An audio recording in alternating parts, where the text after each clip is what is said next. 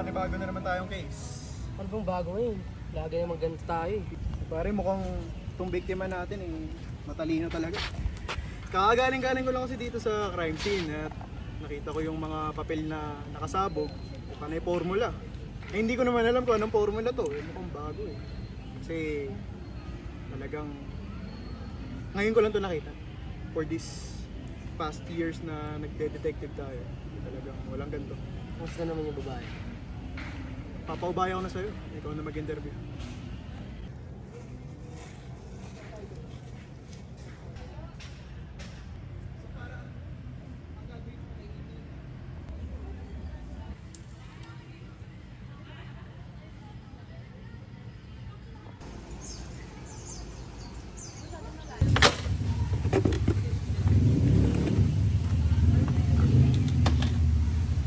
Okay. Kilala mo ba siya? Oo, kilala ko siya. Kaano-ano mo siya? Boyfriend ko siya. May kinalaban ka ba sa nangyari?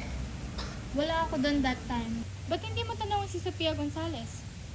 Sophia Gonzalez? Oo, yung kaibigan namin delivery girl. Anong kinalaman niya dito?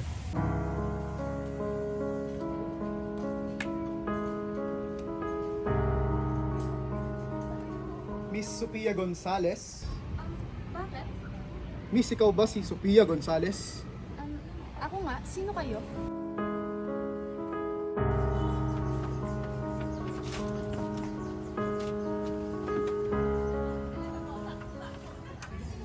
Pamilyar ba kayo sa lugar na to?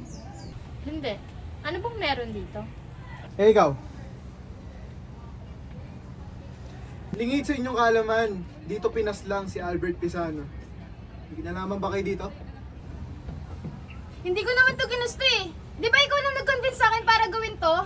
Paano hindi mo ginusto? Di ba ikaw nga pumatay kay Albert? Di ba ikaw nga may kagustuhan kumuha ng formula? Ang kapal ng mukha mo. Hayop ka? Ako pa ba? Matapos na lahat ng ginawa ko para sa inyo, ito lang igaganti nyo para sa akin? Oh, ikaw naman talaga ng plano na ito ah.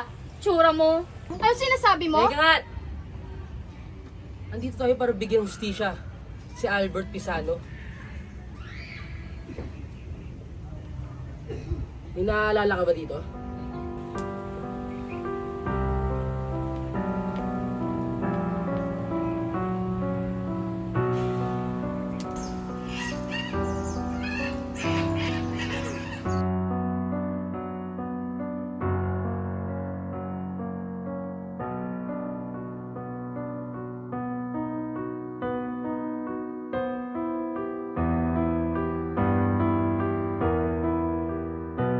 Sa mundo ng matematika kung saan nakalantad ang mga pattern at numero,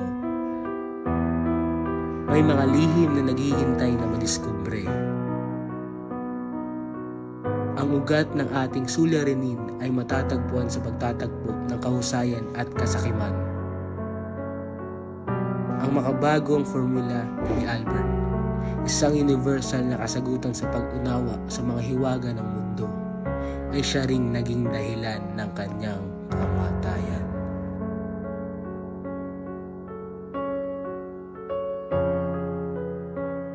Ang pagtuklas ni Albert ng kaalaman ay nauwi sa isang karumal-dumal na trahedya.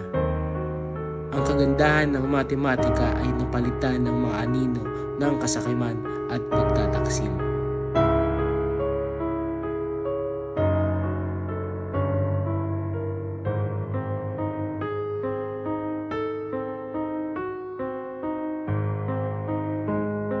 Habang nalalapit ng mabuo ang formula ni Albert, pinagnasaan ito nila Lily at Sophia na humaling sa walang hanggang potensyal at nagplano na angkinin ang sandatang matematika.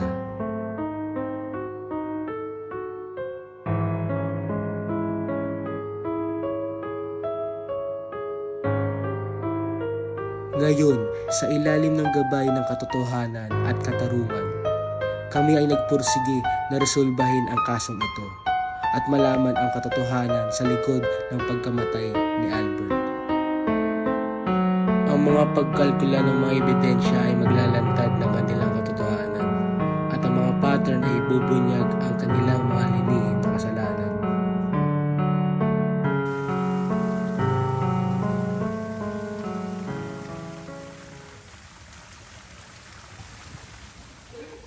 Bon, Oy, matagal na natin sa field na to. So daming case na natin na-resolve. Ito yung case na hindi ko malimutan eh. kahit ako pare. Alam mo, Chon, simula nung na-resolve natin yung case ni Pisano, na-realize ko talaga sa buhay ko na yung problema, laging nandyan eh. Pero yung solusyon, lagi din palang nandyan. Titingin ka lang sa paligid mo. Nakakatawa lang isipin. Oh. Hindi ko nga inisip na ganito mangyayari sa buhay natin. Naalala mo nung college tayo? Oh, Naalala mo si Ma'am Steph? si Mount Step, Yung teacher natin? sa Matinature. Nakakatawa lang na isipin na lahat ng mga sinabi niya is konektado lahat. Yung mga sinabi niya, naalala mo yung sa Math and Nature? Yung mga Yung flower. Oh, yan. Spiral, tessellation. So, Rain back memories to. ang kasabihan talaga eh, totoo, no? Yung pinag-aaralan natin, magagamit natin sa tunay na buhay. Mukhang ito na nga yun. Math.